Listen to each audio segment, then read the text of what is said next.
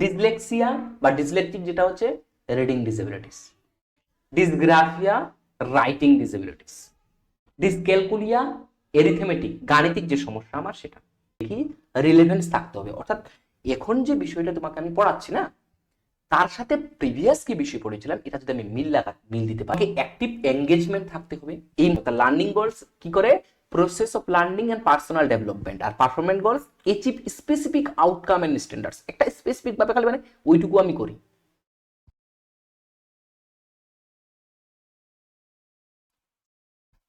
Hello dears, welcome to our channel ultimate এডভাব। আশা করি তোমরা সবাই খুবই ভালো আছো। তো আমাদের যে রানিং সিরিজ সেই রানিং সিরিজ আমাদের চলছে। এর আগে বেশ কয়েকটি পার্ট আমাদের হয়ে গেছে 2018 যে পেপার 2 এর সিডিপির যে ক্লাস, সেই সিডিপির ক্লাসের অর্থাৎ সিটেটের যে প্রিভিয়াস কোশ্চেন সেই কোশ্চেনের ক্লাস আমরা করছি। এখানে শুধুমাত্র যে কোশ্চেন করছি এমন কিন্তু নয়, আমরা কোশ্চেন করার সাথে সাথে সিলেবাসকে কভার করছি। কিভাবে? যারা ভিডিওটি দেখছো তারা বুঝতে পারছো যে নট অনলি শুধুমাত্র আমরা কোশ্চেন করছি, এই কোশ্চেনের সাথে সাথে এর যে অ্যান্সার এবং অ্যান্সারের যে আমাদের যে এক্সপ্লেনেশন, সেই এক্সপ্লেনেশনটা কতটা উপকারী সেটা তোমরা ভালো করেই দেখতে পাচ্ছ। তো ঠিক আছে, আজকে 2019-এর যে আমাদের পার্ট 2, 2019-এর পেপার 2 এর যেটা সিডিপি, সেটার হচ্ছে আমাদের পার্ট 2 আমরা আজকে করব। ক্লিয়ার? সো আজকের প্রথম কোশ্চেন অর্থাৎ 11 নাম্বার কোশ্চেন পার্ট 2, কারণ 1 থেকে 10টা করে আমরা কোশ্চেন করছি। এখানে বলছে যে several research studies show that teachers have more overall interaction with boys than girls. অর্থাৎ বিভিন্ন ধরনের স্টাডি বা বিভিন্ন ধরনের রিসার্চ এটা দেখাচ্ছে, কি দেখাচ্ছে? যে যারা টিচার্স রয়েছে মোর ওভারঅল ইন্টারাকশন করে বয়েসের সাথে দেন কার সাথে? গার্লসের সাথে। মানে বয়সের সাথে বেশি ইন্টারাকশন করে তুলনামূলক গার্লসের থেকে, ছেলেদের সাথে বেশি কথা বলে বা ইন্টারাকশন করে। What is the correct explanation for this? এটার জন্য এই যে 4টি অবস্থা দেওয়া আছে এটার কি হবে? Boys have much more academic capabilities than girls, boys need more attention than girls, this is an example of gender bias in teaching, আর boys are easier to manage than girls in the classroom. Bangla তোমার দেওয়া আছে, আমি ইংরেজিটা এখানে just এমন ভাবে ইংরেজিটা বলছি যেন তোমরা বুঝতে পারো। বাংলাটা এখানে দেওয়া আছে, যাদের বাংলায় সেটা দেখে নিবে। ঠিক আছে, যাদের বাংলায় সুইটেবল, যাদের ইংরেজি সুইটেবল সেটা ইংরেজিতে দেখে। ক্লিয়ার? এর যদি উত্তর আমরা দেখি তাহলে এটা কি না, এটা একটাও নয়। এটার মিন হচ্ছে যে এটা একটা জেন্ডার বায়াস। আর আমরা এই টপিকে পড়েছি, আমাদের যে সিটেটের টপিক বা তুমি বলো স্কুল এসআই এর যে আমরা মানে এডুকেশনের পড়বো সেটা আমরা দেখতে পাচ্ছি যে এখানে জেন্ডার বায়াস সম্পর্কে বলা হচ্ছে বা টপিকের মধ্যে আছে। জেন্ডার বায়াস এটা একটা লিঙ্গ যে পক্ষপাত করছি আমরা, তার উদাহরণটা একটা। এবার আমরা বুঝবো লিঙ্গ পক্ষপাতটা কি। দেখো, জেন্ডার বায়াসটা হচ্ছে কি? জেন্ডার বায়াস দ্য বিহেভিয়ার, একটা আচরণ করা that shows favouritism towards gender over another. মানে একটা জেন্ডারের প্রতি আমরা বেশি ফেভারিজম করি, মানে তাদের প্রতি আমার বেশি পক্ষপাতিত্বতা দেখাই। যখনই এটা করছি that is gender bias. Most often gender bias is the act of favouring men or boys over women the girls করা হচ্ছে এই কোশ্চেন অনুযায়ী। However this is not always the case, মানে এটা সবসময় হবে তাই না। In order to define gender bias completely, এখানে কমপ্লিটলি জেন্ডার বায়াস করা আছে। লিঙ্গ পক্ষপাতিত্ব একটি লিঙ্গের প্রতি আমি বেশি দেখাচ্ছি, হতে পারে সেটা ছেলেদের ক্ষেত্রে, হতে পারে সেটা মেয়েদের ক্ষেত্রে, আমি এটা বলছি। এই জেন্ডার বায়াসের যদি তোমরা প্রপার এক্সপ্লেনেশন আরো দেখতে চাও তাহলে ডিসেম্বর পার্ট 2 এর 2018 ভিডিও টাইটেল এটা দেওয়া আছে, পার্ট 2 কোশ্চেন নাম্বার 13, সেখানে গিয়ে তোমরা দেখতে পারো। এই সিরিজেই দেওয়া আছে জেন্ডার বায়াস সম্পর্কে বা জেন্ডার সম্পর্কে টোটাল। ক্লিয়ার? নেক্সট কোশ্চেন আমাদের আজকে যে the ability to come up with original and divergent solution to a problem is primary characteristics of. অর্থাৎ একটা আমার ক্ষমতা, কি ক্ষমতা, যেটা থেকে আমি কি করতে পারি, এটা অরিজিনাল কাজ এবং ডাইভার্জেন্ট মানে বিভিন্ন সলিউশন, আমি সেটা একটা প্রবলেম বিভিন্ন সলিউশন করতে পারি। প্রাইমারিলি ক্যারেক্টারিস্টিক, এটা কার মুখ্য যদি প্রাথমিক বৈশিষ্ট্য কার ধরতে চাই, কার? এটা ইগোসেন্ট্রিক চিলড্রেনদের, ইম্পেয়ার্ড চিলড্রেনদের, ক্রিয়েটিভ চিলড্রেনদের, নাকি চিলড্রেন উইথ লার্নিং ডিসএবিলিটি? চারটা অপশন এখানেও দেওয়া আছে, বাংলায় লেখা আছে, যার যেটা সুইটেবল সে সেটা পড়ে নিবে। আমি ইংরেজিটা করে দিচ্ছি কারণ ইংরেজিটাও তোমাদের দরকার, কারণ সিটেটের কোশ্চেন ইংরেজিতে হয়। তারপরে তোমার এসআই এর যে কোশ্চেন সেটাও আছে, প্রাইমারির কোশ্চেন ইংরেজিতে, কিছু কিছু বাংলা আমরা হয়তো বুঝতে পারি না, কিন্তু ইংরেজিতেও সুবিধা হয় কিছু কিছু টার্মসের জন্য। ক্লিয়ার? এর উত্তর দেখে নিব, এটা আমার ক্রিয়েটিভ চিলড্রেন। ইগোসেন্ট্রিক চিলড্রেন কি? অতিরিক্ত ইগো মানে কি? নিজের, এক কথায় সাবজেক্টিভ। কি আছে? সাবজেক্টিভ যখন হয়ে যাচ্ছে।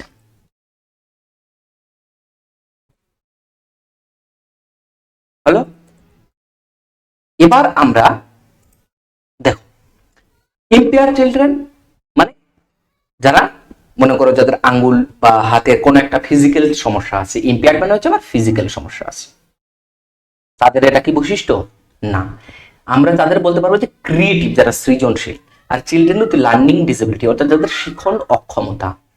এবং কত ধরনের শিখন অক্ষমতা হয় এটা আমরা এখানেও পড়বো আজকে। হলো? এবার আমরা দেখতে পাচ্ছি। ক্লিয়ার? ঠিক আছে। এবার what instructional adoption should B a teacher make করে while working with students are visually challenged। মানে কোন কোন ইনস্ট্রাকশনাল স্ট্র্যাটেজি অ্যাডাপশন করবে যখন একজন টিচার কি করছেন, কাজ করছেন কার সাথে বা টিচিং করাচ্ছেন কার সাথে, যখন ভিজুয়ালি চ্যালেঞ্জ মানে যাদের দেখতে সমস্যা তাদের জন্য করছেন। ভিজুয়ালি চ্যালেঞ্জ বলেছে, এখন টোটালি ব্লাইন্ড বলিনি, ভিজুয়ালি চ্যালেঞ্জ মানে তাদের সমস্যা হতে পারে ফুল ব্লাইন্ড, হতে পারে হাফ ব্লাইন্ড, যে একটা চোখ দিয়ে দেখতে পাচ্ছে একটা চোখ দিয়ে বা কম দেখতে পাচ্ছে। তাদের সময় কি করবেন তিনি? স্পিক ক্লিয়ারলি, কথা ক্লিয়ারলি বলবেন, and use lot of touch and feel materials. জোরে কথা বলবেন এবং এমন মেটেরিয়াল ব্যবহার করবেন যেটা আমরা টাচ করতে পারি এবং ফিল করতে পারছি। Use variety of visual representation, মানে যেটা আমরা দেখতে পাই সেরকম কোনো মেটেরিয়ালস ব্যবহার করবেন।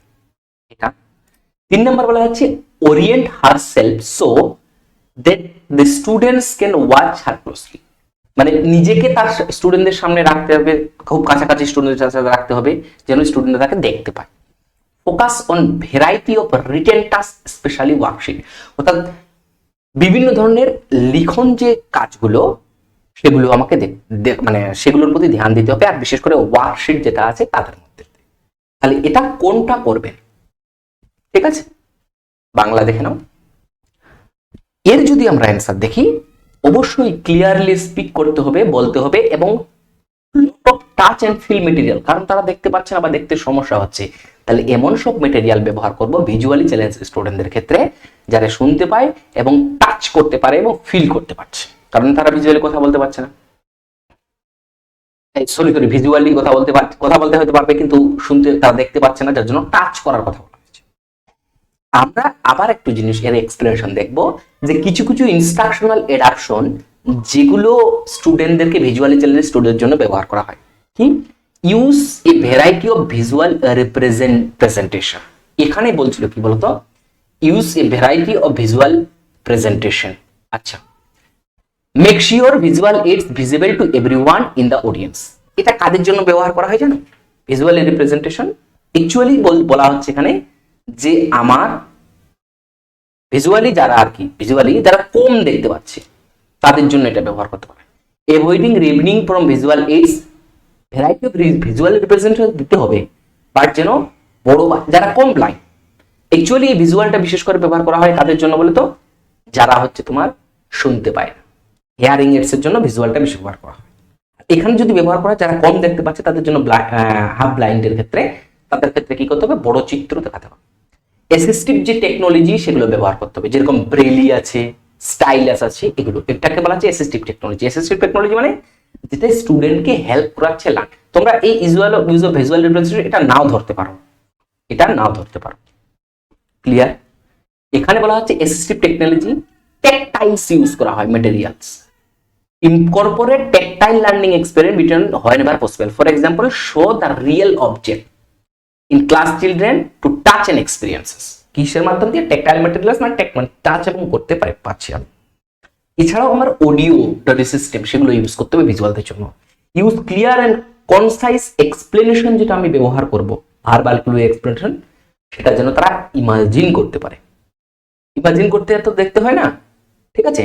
For example use verbal expression two anything pictorial in surroundings, হতে পারে যে তুমি এমন ভাবে বলছো সেটা লার্জ প্রিন্ট। কেন লার্জ প্রিন্ট ব্যবহার করতে হবে বলো তো?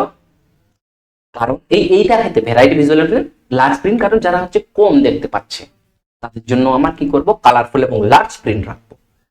যারা একটু কম দেখতে পাবে, যারা ফুল দেখতে পারে তাদের জন্য তো আমি করবোই, তাদের জন্য তো মানে ভিজুয়ালি কোনো কিছু বিষয় ইউজই করা যাবে না। এখানে দেওয়া আছে cooperative learning and peer tutoring dash in inclusive classroom. বলছে শুড বি অ্যাক্টিভলি প্রমোটেড, মানে কোঅপারেটিভ লার্নিং এবং পিয়ার টিউটরিংটা ড্যাশ করে ইন ইনক্লুসিভ ক্লাসরুমকে কি করতে হবে, শুড বি অ্যাক্টিভলি প্রমোটেড করা দরকার। এই কোঅপারেটিভ এবং পিয়ার টিউটরিংটা শুড বি অ্যাক্টিভলি ডিসকারেজড করা দরকার, শুড বি অকেশনালি ইউজ করা দরকার, মানে পেশাগতভাবে যেন ইউজ করা হয় এরকম ভাবে, মাঝে মাঝে মাঝে যাই হোক। শুড বি নট ইউজই করা দরকার না কোঅপারেটিভ এবং পিয়ার টিউটরিং এর ক্ষেত্রে।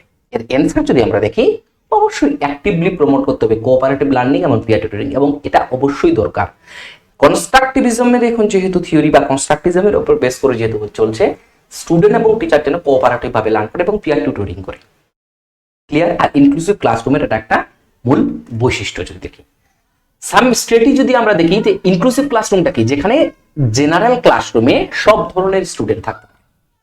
হতে পারে সে ইকোনমিক্যালি ব্যাকওয়ার্ড, ইকোনমিক্যালি ডিসঅ্যাডভান্টেজ, হতে পারে সে ফিজিক্যালি ডিসেবল, কিন্তু সব স্টুডেন্টকে যখন আমরা এক জায়গায় এনে আমরা তাদের টিচিং করাচ্ছি এবং তারা যে লার্নিং করছে, ইট ইজ কি ইনক্লুসিভ ক্লাসরুমের একটা ফিচার্স, মেইন যদি ফিচার্স দেখতে চাই।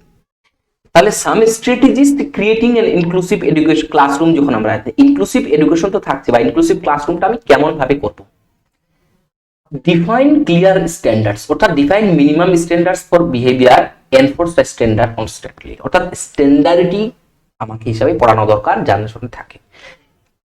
ক্রিয়েট এ ক্লেম এনভায়রনমেন্ট, অর্থাৎ পারপাসফুল লার্নিং এনভায়রনমেন্ট, যে এনভায়রনমেন্টের সাহায্যে সবাই, অর্থাৎ যারা ইকোনমিক্যালি ডিসঅ্যাডভান্টেজ হোক, ফিজিক্যালি ডিসঅ্যাডভান্টেজ হোক, যে কোনো ডিসঅ্যাডভান্টেজ হোক, তারা কিন্তু সেই বিষয়টাকে শিখতে পারে। যাদের সমস্যা আছে তাদের কি করা দরকার, সাপোর্ট প্রোভাইড করা দরকার। যার যেটা ফিজিক্যালি যাদের সমস্যা তাদের ফিজিক্যালি, যাদের ভিজুয়ালি সমস্যা তাদের ভিজুয়ালি, যাদের হেয়ারিং সমস্যা তাদের হেয়ারিং যেন করতে পারে। ইনক্লুসিভ এডুকেশনে তোমরা আর একটা জিনিস মনে রাখে, মাইল্ড টু মডারেট যে ডিসেবল তাদের ইনক্লুডেশন করা। কনসিডার ইচ স্টুডেন্ট নিডস, অর্থাৎ এর জন্য আমরা কি দেখেছি, আইইপি, অর্থাৎ ইন্ডিভিজুয়ালাইজড এডুকেশন প্ল্যান করতে হবে, যে প্রত্যেকটা স্টুডেন্টের চাহিদা কি সেটা আমাকে ধ্যান রাখতে হবে ইনক্লুসিভ ক্লাসরুম করতে গেলে। আইইপি সম্পর্কে প্রিভিয়াস ভিডিওতেও আমরা আলোচনা করেছি, তোমরা গিয়ে দেখতে পারো। ইউজ ডিফারেন্ট ইনস্ট্রাকশন, বিভিন্ন ধরনের পদ্ধতি, টিচিং টেকনিক্স, মেটেরিয়াল, অ্যাসেসমেন্ট, বিভিন্ন ধরনের লার্নিং স্টাইল, এটা ইউজ করতে হবে। ক্রিয়েট অপরচুনিটিস ফর লিসেনিং, অর্থাৎ যেন সবাই শুনতে পায়, সবাই বুঝতে পায়।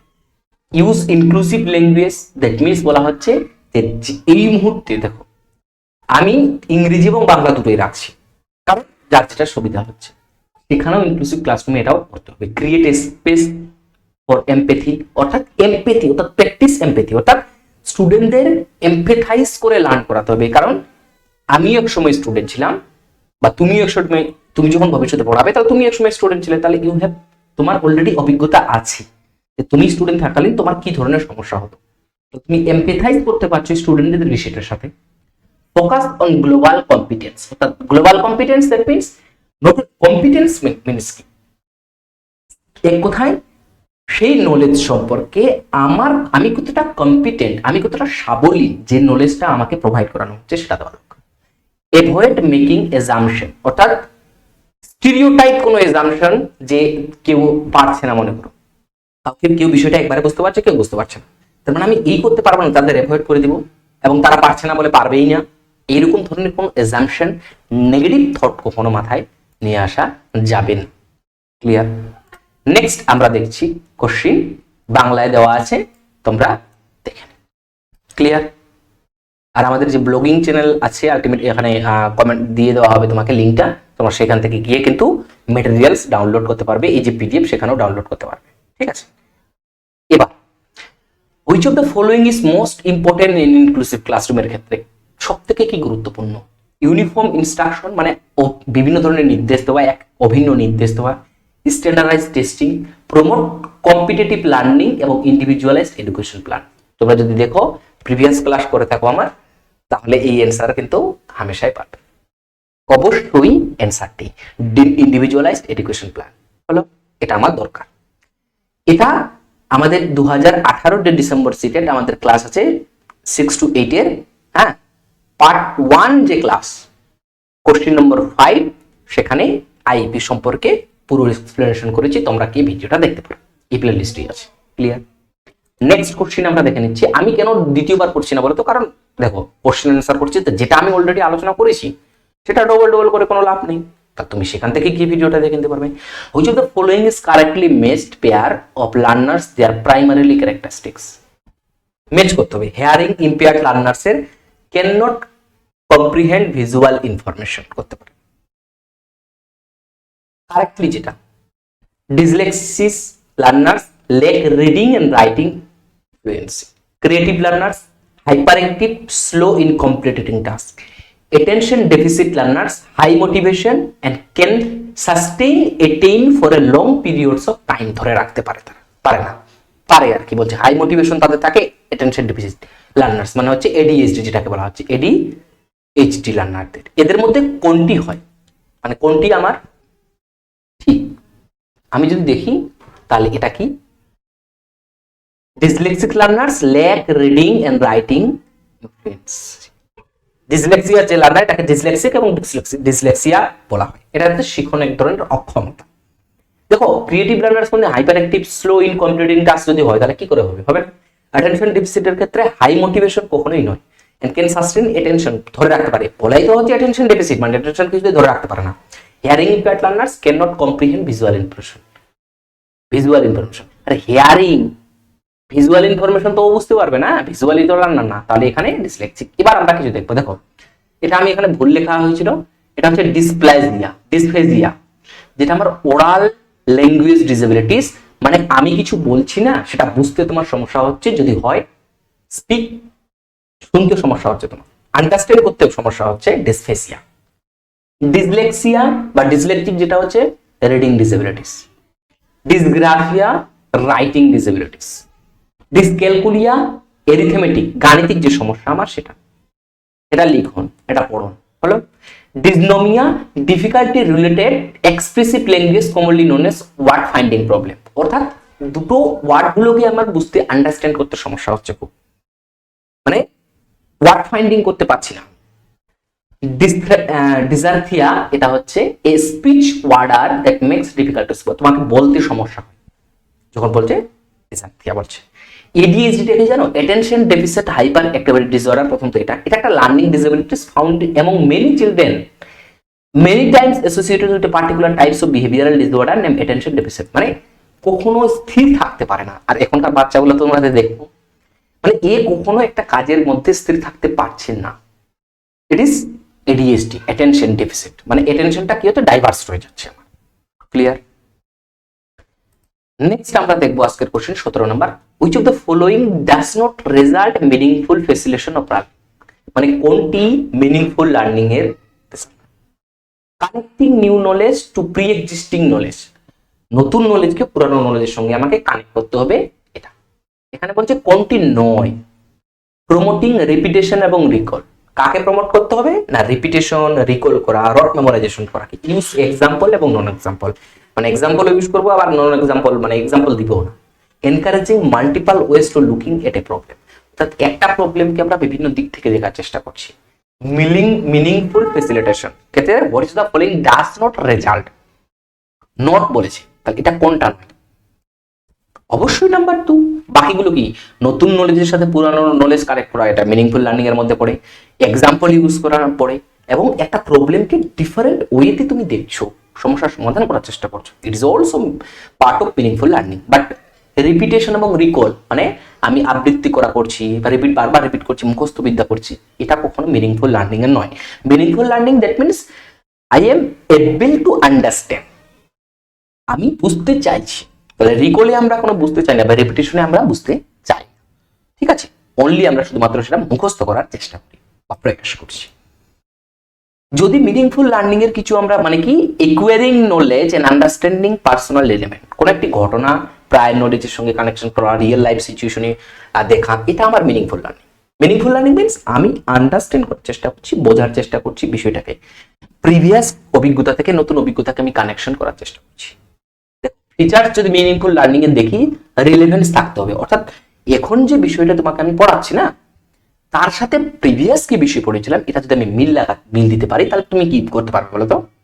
তোমার ইন্টারেস্ট যাবে, তোমাকে অ্যাক্টিভ এঙ্গেজমেন্ট থাকতে হবে। এই মুহূর্তে তোমরা শুনছো, যারা অ্যাক্টিভলি শুনছো তাদের অবশ্যই, যারা ফোনটা ধরে রেখে ওই বকছে বকু, প্রায়র নলেজের সঙ্গে অর্থাৎ তুমি প্রিভিয়াস কি শিখেছো, ওই জন্য আমরা প্রাইমারি স্কুলের বুকগুলোতে দেখি কি পূর্ব পাঠের পুরালোচনা, তার মানে প্রিভিয়াস কি আছে তোমার সেটা মনে করিয়ে দিয়ে নতুন গুলো আলোচনা চলছে। ইন্টিগ্রেশন রাখা, অখণ্ডতা করা হলো, এবং এলাবোরেশন করা, ব্যাখ্যা ঠিকভাবে করছি আমি, রিয়েল লাইফ সমস্যা করছি, এলাবোরেশন নিজের মতো করে তুমি একজন স্টুডেন্টকে জিজ্ঞেস করছো যে তুমি বিষয়টা কি বুঝলে, তোমার মতো করে ব্যাখ্যা করো। It's meaningful. বেনিফিট যদি মিনিংফুল লার্নিং এর দেখি কি বলতো, যে learners build a deeper connection between new and old knowledge. এটা একটু ছোট হয়ে গেছে, মানে পুরানো নলেজের সাথে নতুন নলেজে কানেকশন করতে পারে। Student have strong ability to store knowledge in long term memory. যখন আমরা মিনিংফুল লার্নিং করি তখন আমাদের কি হয়, আমরা লং টার্ম মেমোরিতে সেটা ধরে রাখতে পারি। Kids have a better sense purpose, motivation and achievement. এর ফলে কি হয়, মোটিভেশন বেশি পাচ্ছে, অ্যাচিভমেন্ট তাদের হাই লেভেল হচ্ছে। যদি আমরা সাম wedge incorporate meaningful learning into self, আচ্ছা সেলফ স্টাডি যখন তুমি করছো, তোমার বিশেষ করে এখন তো তুমি সেলফ স্টাডি করোই, বিশেষ করে এখন মানে চাকরির পরীক্ষার জন্য বা এই সমস্ত কম্পিটিটিভ পরীক্ষার জন্য, আইডেন্টিফাই দ্য মেইন আইডিয়াস কি কি এখানে বলতে চাইছে, একটা কনসেপ্ট ম্যাপ তুমি ক্রিয়েট করছো, মিনিংফুল কোশ্চেন করছো তুমি নিজেকে যে এটা কেন হচ্ছে বা কেন হচ্ছে না, রিলেভেন্ট এক্সাম্পল খোঁজার চেষ্টা করছো, explain the concept someone else, তুমি অন্য কারোর দ্বারাই কনসেপ্টটাকে ব্যাখ্যা করে নিচ্ছ যে তোমার থেকে এক্সপার্ট। টেক নোটস ঠিকঠাক করে লেখা এন্ড স্টাডি দেম, নিজে নিজে করে নোট তুমি তৈরি করছো। এই মুহূর্তে আমি যে পড়াচ্ছি তুমি যে নোট তৈরি করছো, you are creating meaningful learn, you are take মানে তুমি যে লার্নটা করছো সেটা মিনিংফুল।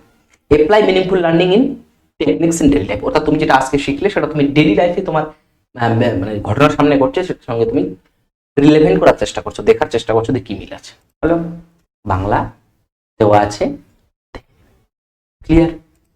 এবার বলছি আমরা 18 নম্বর কোশ্চেন। দেখো ভিডিও একটু বড় হয়ে যায়, বাট আমি চেষ্টা করি তোমাদের মিনিংফুল লার্নিং করার, আমি চেষ্টা করি কি মিনিংফুল লার্নিং করা, clear? Which of the following would not be consistent with constructivism environment, মানে কোনটি কনস্ট্রাকটিভিজম এনভায়রনমেন্টের সাথে ঠিক নয় বা সামঞ্জস্যপূর্ণ। Student are given frequent opportunities to engage in complex, meaningful and problem based activities. স্টুডেন্টদের কি কি ফ্রিকুয়েন্টলি অপরচুনিটি সুযোগ দেওয়া, যেন ভালো করে বুঝতে পারে বা প্রবলেম বেসড মানে প্রবলেমের উপর বেস করে তারা শিখন করে। স্টুডেন্ট ওয়ার্ক কোলাবোরেটিভলি ওয়ার্ক করছে and given support to engage in a task oriented dialogue each other. Teacher elicit student ideas and experiences in relationship to key topics. Plan teaching learning to elaborate restructure current knowledge, পুরানো knowledge থেকে নলেজে connect করার চেষ্টা করছি। Teachers employ specific and team assessment strategy, give feedback products rather than process, অর্থাৎ শুধুমাত্র অ্যাসেসমেন্টের উপর focus করছে কিন্তু শিখনের যে প্রক্রিয়া চলছে সেখানে ফোকাস করছে। তাহলে এটা কন্টিনিউ, অবশ্যই ডি নাম্বার, যে আমার এগুলো সব কিন্তু কনস্ট্রাকটিভিজমের। আর কনস্ট্রাকটিভিজম সম্পর্কে যদি তুমি দেখতে চাও তাহলে সিটেটের পেপার 2 এর 2019 মানে এর আগের ভিডিওটা, যে পার্ট 1 ভিডিওটা, সেখানে এই কনস্ট্রাকটিভিজম সম্পর্কে পুরো এক্সপ্লেনেশন আমার দেওয়া আছে, তুমি গিয়ে ভিডিওটাকে দেখতে পারো। A teacher should encourage student set to set dash rather than dash, মানে এটা করতে হবে নাকি এটা, এটার বদলে মানে এটা রেদার দেন মানে বলছে এটার বদলে এটা করা দরকার, এনকারেজ করা দরকার, কোনটা এটার বদলে এটা করা দরকার। তাহলে কি হবে, learning goals, performance goals, learning goals, failure avoiding goals, making seeking goals, mark seeking goals, failure goals. অর্থাৎ একজন শিক্ষকের উচিত দেশ করতে উৎসাহিত করা, দেশের পরিবর্তে, কার পরিবর্তে, শিক্ষণ লক্ষ্য, কর্মক্ষমতা লক্ষ্য, কর্মক্ষমতা লক্ষ্য, শিক্ষণ লক্ষ্য, লক্ষ্য এড়ানো ব্যর্থতা, লক্ষ্য খুঁজেছেন চিহ্ন। আচ্ছা আচ্ছা, লক্ষ্য এটা একটু মানে ট্রান্সলেট করতে গিয়ে হচ্ছে লক্ষ্য খোঁজার চিহ্ন যেটা হবে, হ্যাঁ, লক্ষ্য খুঁজতে চিহ্ন, লক্ষ্য বেড়ানো অর্থ, মার্কসিং গোলস দেখা আর কি। ইংলিশটা তোমরা ওই জন্যই বলছি যে ইংলিশটাও দেখো। তাহলে এটা লার্নিং গোলস, পারফরমেন্স গোলস থেকে, পারফরমেন্স গোলস এর থেকে আমাকে learning goals rather than performance. এবার আমরা বোঝার চেষ্টা করবো অ্যাকচুয়ালি লার্নিং গোলস এবং পারফরমেন্স। লার্নিং গোলস হচ্ছে কি, focus on acquiring knowledge, skill and understanding, personal growth and development. Learning goals মানে আমি আমি আমি যে সময় ইনফরমেশনটা মানে আমি শেখার জন্য করছি। পারফরমেন্স এটা তুমি কেমন মিল ধরতে পারো বলতো? পারফরমেন্সটা তুমি ধরতে পারো শুধুমাত্র তুমি পরীক্ষায় নম্বর পাওয়ার জন্য পড়ছো, এটা তুমি আন্ডারস্ট্যান্ড করার জন্য পড়ছো। তাহলে কোনটা তোমার দরকার, পরীক্ষায় নম্বর পাওয়ার জন্য না আন্ডারস্ট্যান্ড করার জন্য? তুমি যদি আন্ডারস্ট্যান্ডেবল হয়ে পড়ো, পরীক্ষা অলরেডি নম্বর পেয়ে যাবে। বুঝতে পারছো? তা লার্নিং গোলস কি করে, process of learning and personal development. আর performance goals achieve specific outcome and standards. একটা স্পেসিফিক ভাবে খালি মানে ওইটুকু আমি করি। Mastery and understanding, mastery that means you are comprehendly know the meaning, তুমি ভালোভাবে প্রায়োরিটাইজ করছো, বোঝার চেষ্টা করছো বিষয়টাকে। এখানে ডেমনস্ট্রেশন, কম্পিটেন্স এন্ড অ্যাচিভমেন্টের উপর গুরুত্ব। এখানে প্রোগ্রেস এন্ড ডেপথ আন্ডারস্ট্যান্ডিং এর উপর গুরুত্ব হয়। এখানে শুধু এক্সটার্নাল স্ট্যান্ডার্ডস বা কম্পারিজন, অন্যের সঙ্গে আমি কতটা নাম্বার পেলাম এটা।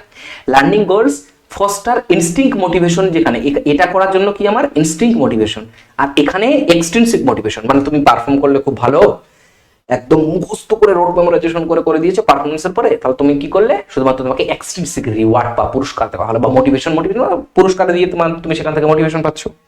ক্লিয়ার? বাট এখানে ইনস্টিংক্ট মোটিভেশন তোমাকে দেওয়া হচ্ছে। হলো? এবার আমরা দেখার চেষ্টা করব লাস্ট কোশ্চেন আজকে বাংলায় দেওয়া আছে। Which of the following examples of effective learning strategy? Setting goals and timetables, making generalization charts and concept map, thinking of example and non-examples, explaining to a peer, self question. এটার মধ্যে কোনটা effective learning strategy?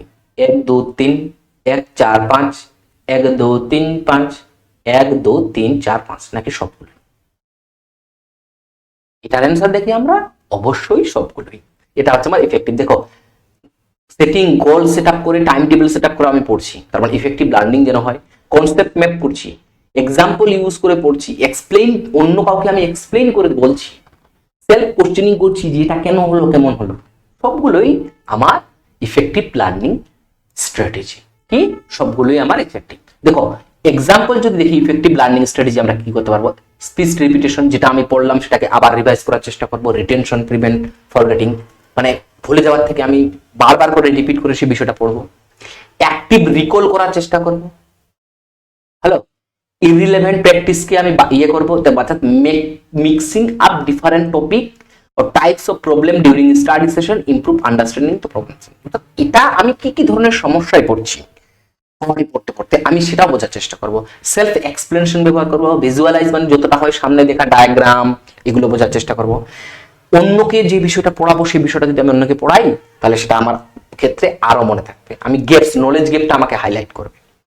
Metacognition, বারবার মানে এটা কি হচ্ছে, reflecting on learning process. অর্থাৎ তুমি যেটা শিখেছো সেটা তুমি আবার কি করছো বলতো, ভালো করে বেস্ট করার চেষ্টা করছো। তুমি ওই যে বলো না, বেস্টের থেকে বেস্ট করার চেষ্টা করছি, it is one type of metacognition. Dual coding, that means combine verbal and visual, তুমি দেখছো পড়ছো দুটোই। কম্পিটিশন, প্র্যাকটিস টেস্টিং, তুমি বারবার সেটাকে প্র্যাকটিস করছো। এগুলো হচ্ছে one type of effective learning strategy. তো আশা করি এই যে বাংলা আছে তোমাদের দেখে ক্লিয়ার। আজকের জন্য এইটুকুই। আশা করি তোমাদের ভিডিওটি ভালো লেগেছে। আর যদি ভালো লেগে থাকে তাহলে অবশ্যই লাইক করবে, কমেন্ট করবে এবং সাবস্ক্রাইব করবে। আর পুরানো যারা ভিডিওগুলো দেখোনি অবশ্যই দেখো, ফ্রুটফুল তোমাদের জন্য ক্লাসটা, অন্তত দেখলে বুঝতে পারবে। থ্যাংক ইউ, ধন্যবাদ। দেখা হচ্ছে নেক্সট ক্লাসে। আর রেগুলার যে ক্লাস আমাদের একদম সিটেট এক্সাম অবধি, প্রাইমারি এক্সাম অবধি আমাদের কোশ্চিন অ্যান্সার এবং টপিকও শুরু হয়ে যাবে। ক্লিয়ার? বাট আমার ইচ্ছা এটাই, আমার যে আমি কোশ্চিন করবো তার সাথে টপিকটা করবো, এটা আমার সব থেকে বেস্ট স্ট্র্যাটেজি লাগে, টপিকের সাথে সাথে এটা। ঠিক আছে? বাকি তোমাদের কেমন লাগছে ক্লাস, অবশ্যই যারা দেখছো ক্লাস একটু কমেন্ট করে হলেও জানাবে, তাতে আমি উৎসাহ পাবো তোমাদের পড়ানোর জন্য। ধন্যবাদ।